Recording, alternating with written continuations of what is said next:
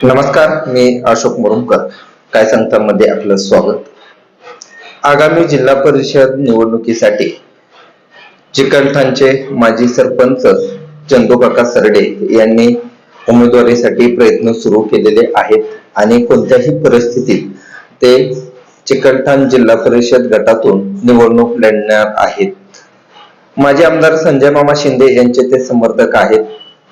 त्यांनी आदिनाथ सहकारी साखर कारखान्याचे उपाध्यक्ष म्हणून काम केलेलं आहे. जिल्हा परिषदेचे सदस्य म्हणून देखील त्यांनी काम केलेलं आहे आणि चिकलठाण या गावचे ते लोकनियुक्त सरपंच होते. करमाळा कृषी उत्पन्न बाजार समितीचे देखील ते संचालक होते. त्यांचा या भागात खूप मोठा असा जनाधार आहे. त्यांनी या भागात संपर्क देखील सुरू केलेला आहे. करमाळा तालुक्यातील एक चर्चेतलं नाव ते कायम असतं आणि या निवडणुकीत त्यांनी उतरण्याची तयारी केली आहे. या निवडणुकीत त्यांनी उतरण्यासाठी मोठी अशी फिल्डिंग देखील लावलेली आहे.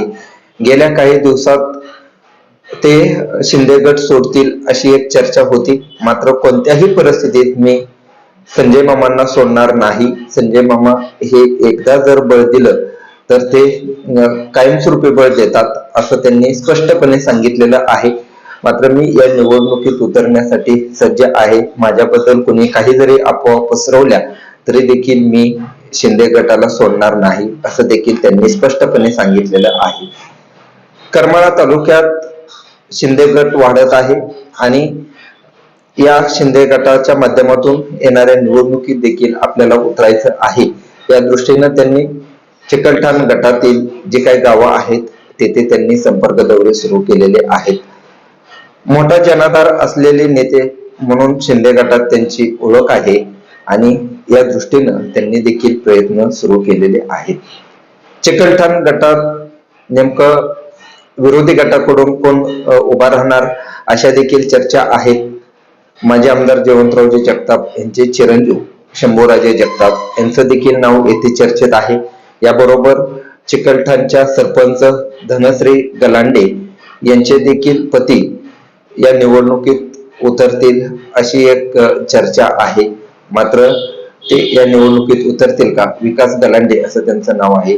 त्यांचं देखील या गटात नाव चर्चेत आहे. ते आमदार नारायणआबा पाटील यांचे समर्थक आहेत. मात्र अद्याप तरी येथे कोणाला उमेदवारी दिली जाऊ शकते विरोधी गटाकडून हे स्पष्ट नाही किंवा शिंदे यांच्याकडून देखील कोणाला उमेदवारी दिली जाऊ शकते हे स्पष्ट जरी नसलं तरी अनेक नावं चर्चेत आहेत. त्यापैकी चंद्रकांत सरडे यांचं देखील नाव एक चर्चेत आहे आणि त्यांनी या निवडणुकीत उतरण्याची तयारी देखील केलेली आहे. चिकलठाण गटाची नेमकी लोकसंख्या किती आहे, अनुसूचित जातीचे मतदार या गटात किती आहे आपण ते पाहूया. त्यानंतर या गटात कोणते कोणते गाव आहेत ते देखील आपण पाहूया. चिकलठाण गटामध्ये चिकलठाण आणि उमरड हे पंचायत समितीचे 2 गण आहेत. या गटात 35,744 अशी एकूण लोकसंख्या आहे.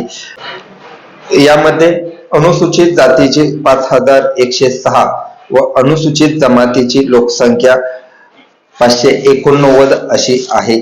या गटामध्ये वाशिंबे, मांजरगाव, उंदरगाव, रेटेवाडी, चिकलठाण, कोगाव, केडगाव, सोगाव, झरे, कुंभेज, वरकटणे, सरबडोह, कोंडेज, उमरड, पोपळज, अंजंडो ही गावं येतात आणि या गावात सरडे यांनी दौरा देखील सुरू केलेला आहे आणि या निवडणुकीत उतरण्याची त्यांची जोरदार अशी तयारी सुरू आहे.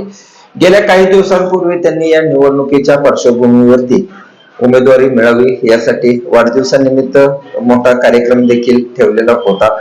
त्यामध्ये त्यांनी शक्ती प्रदर्शन करण्याचा प्रयत्न केला होता. या कार्यक्रमावेळी सर्व गटातील नेते देखील उपस्थित होते. इंदुरीकर महाराज यांचं कीर्तन त्यांनी या कार्यक्रमावेळी ठेवलेलं होतं. या निवडणुकीच्या दृष्टीनं त्यांना उमेदवारी मिळणार का? उमेदवारी नाही मिळाली तर ते काय करतील? मात्र कोणत्याही परिस्थितीत मला उमेदवारी मिळेल असा त्यांना विश्वास आहे आणि त्या दृष्टीने त्यांचे प्रयत्न देखील सुरू आहेत.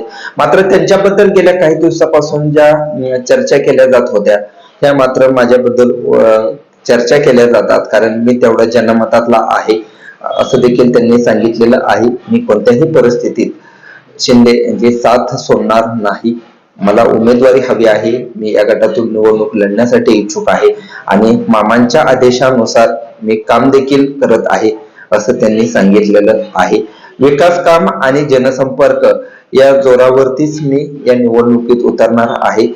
माजी आमदार संजय मामा शिंदे यांनी जे काय काम केलेलं आहे, विकासप्रिय आमदार म्हणून त्यांची ओळख होती आणि त्यांच्याच नेतृत्वाखाली येणाऱ्या निवडणुकीत देखील उतरून मी विजयी होईल आणि या भागाचा विकास करण्यासाठी मी कटिबद्ध राहील असं देखील त्यांनी स्पष्ट केलेलं आहे.